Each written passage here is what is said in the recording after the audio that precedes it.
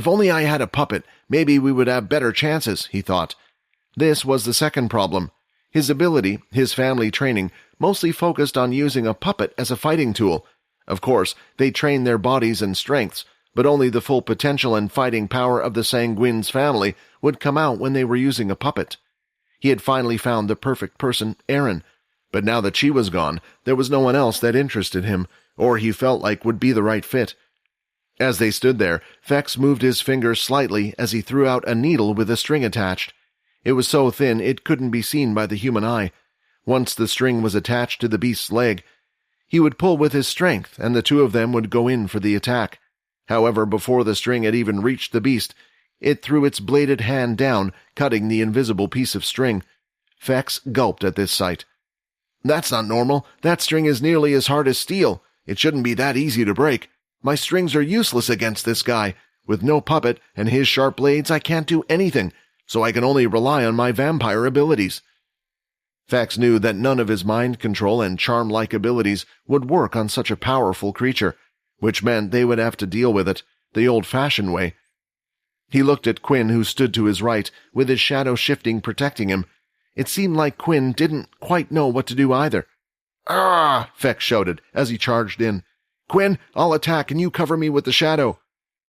Although Quinn didn't agree with the plan, it was already too late as Fex charged in.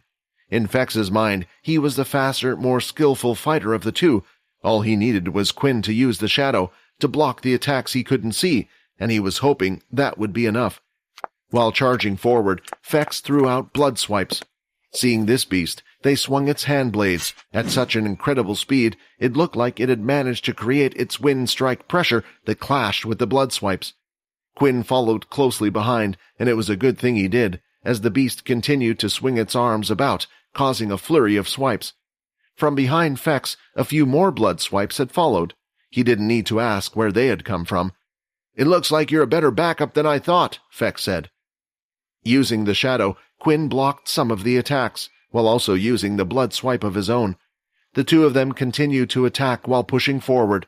It took the two of them using their blood swipes, including Quinn using his shadow, to match the speed of attacks coming from the king-tier beast, and currently they were at a stalemate. Watching from the side, Sia's mouth was left wide open. "What? Who are these guys? Their abilities? Do they look the same? And how are they able to go toe-to-toe with a king-tier beast?" Layla didn't say anything back, as it was pointless as her memory would soon be wiped off. Although they were able to match the power and speed of the king-tier's attacks, they couldn't keep this up forever. In a way, using the blood-type attack drained their life force, and they would eventually run out of energy. But the same couldn't be said for it. Not only that, but Quinn's MC points were deteriorating fast. He tried using the shadow to block as little as possible. With every block, the shadow would get damaged, causing him to use up his MC. The attacks were just too powerful. Knowing this, the two of them pushed forward. "Quinn, charge in!" Fex shouted. "Blood shield!" A wide barrier of blood was lifted from the ground, blocking the incoming attacks. Quinn didn't hesitate and went off to the side. Windwalk activated. Using his extra speed from his intermediate boots, he tried charging in from the side. Blood crescent kick. It was too risky to get in close. It would notice Quinn by then.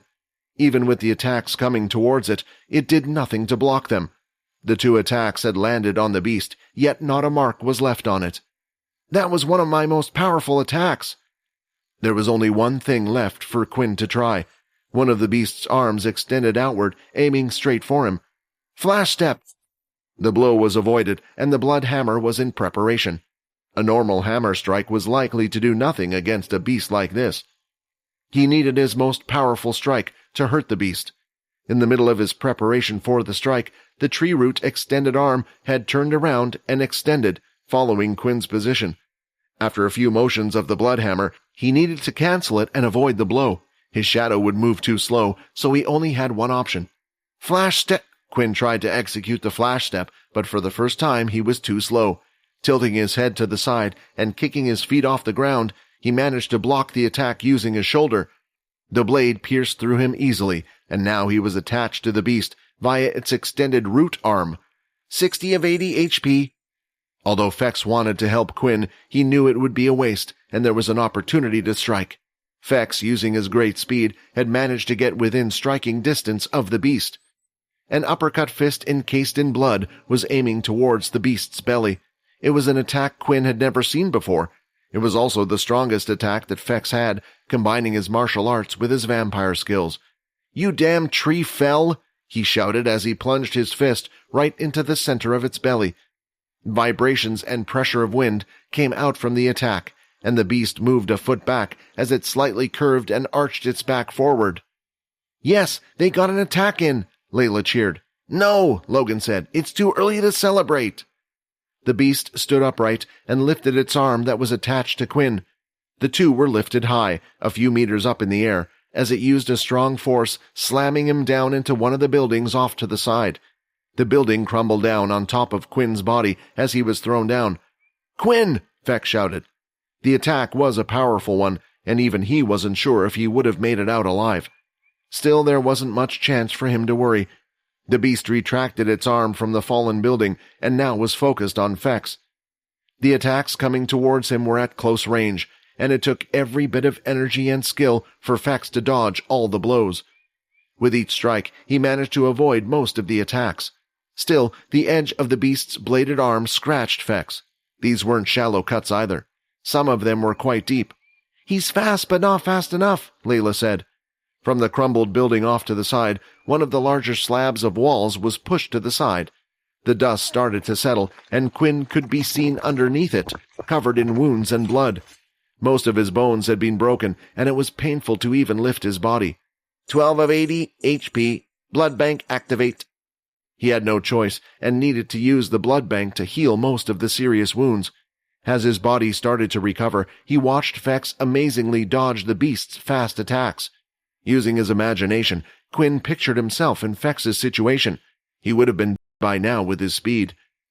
The fight continued, and a pool of blood could be seen underneath his 2 feet. The wounds were taking a toll on him as he started to slow down. In the middle of the fight, Fex started to lose hope. Even if he was faster, more skillful, it meant nothing. His strongest attack was unable to hurt the beast. For a king-tier beast to do anything, they would need at least an advanced-tier weapon, and even then it would unluckily be able to do much damage. "Am I going to die because of this ugly monster?" Fex thought. Quinn felt the same way. His intermediate-tier gauntlets just weren't going to be enough to hurt the king-tier's body. Fex continued to dodge. In the middle of his thoughts, a strange green beam of light could be seen from his side. "Duck!" Instinctively, Fex reacted to the words and ducked his body. The green beam of light carried on moving forward and went straight through the beast's body. "Energy weapon has been completed." "Looks like it was a success," Logan said. For the first time during the fight, black blood was trickling down from the wound. Hi, Quinn here. Wondering what happens next? If you want to jump the queue and unleash all episodes, click on the link here and install the Pocket FM app.